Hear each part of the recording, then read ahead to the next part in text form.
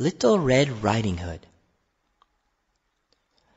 There once was a sweet little maid who lived with her father and mother in a pretty little cottage at the edge of the village. At the further end of the wood was another pretty cottage, and in it lived her grandmother. Everybody loved this little girl. Her grandmother, perhaps, loved her most of all, and gave her a great many pretty things. Once she gave her a red cloak with a hood which she always wore, so people called her Little Red Riding Hood. One morning, Little Red Riding Hood's mother said, "Put on your things and go to see your grandmother. She has been ill. Take along this basket for her. I've put in it eggs, butter and cake, and other dainties." It was a bright and sunny morning. Red Riding Hood was so happy that at first she wanted to dance through the wood. All around her grew pretty wild flowers, which she loved so well, and she stopped to pick a bunch for her grandmother.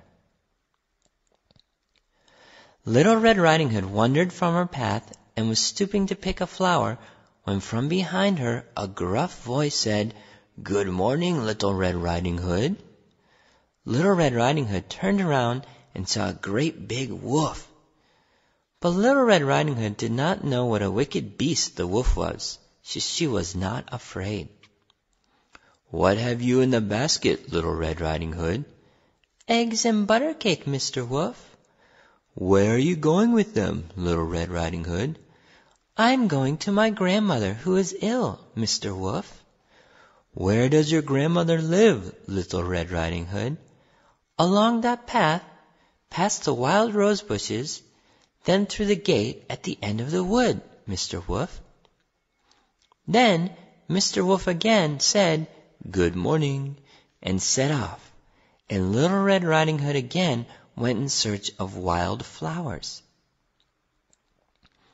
At last he reached the porch covered with flowers and knocked at the door of the cottage. "Who is there?" called the grandmother. "Little Red Riding Hood," said the wicked wolf. "Press the latch, open the door, and walk in," said the grandmother. The wolf pressed the latch and walked in where the grandmother lay in bed. He made one jump at her, but she jumped out of bed into a closet. Then the wolf put on the cap which she had dropped and crept under the bedclothes. In a short while, Little Red Riding Hood knocked at the door and walked in, saying, "Good morning, grandmother. I have brought you eggs, butter, and cake, and here is a bunch of flowers I gathered in the wood." As she came near the bed, she said, "What big ears you have, grandmother! All the better to hear you with, my dear." "What big eyes you have, grandmother! All the better to see you with, my dear." "But, grandmother, what a big nose you have!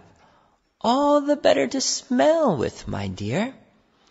"But, grandmother, what a big mouth you have!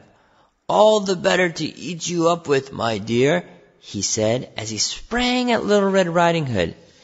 Just at that moment, Little Red Riding Hood's father was passing the cottage and heard her scream.